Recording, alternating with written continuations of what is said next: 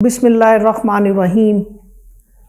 حضرت علی رضی اللہ تعالیٰ عنہ سے کسی نے پوچھا کہ یا علی، ہر نماز میں قیام ایک ہے، رکوع ایک ہے، تو پھر سجدے دو کیوں ہیں؟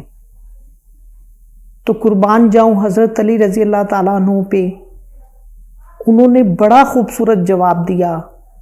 انہوں نے فرمایا کہ جب تم پہلا سجدہ زمین پر کرتے ہو، اس مٹی پر کرتے ہو، تو یہ تمہیں تمہاری ولادت کی یاد دلاتا ہے، اور جب تم دوسرا سجدہ اس خاک پر کرتے ہو، اس مٹی پر کرتے ہو، تو یہ تمہیں اس بات کی یاد دلاتا ہے کہ تم نے جانا اسی مٹی میں ہے۔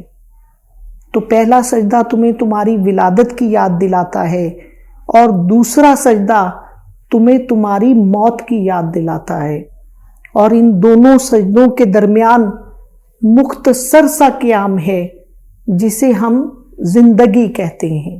سبحان اللہ۔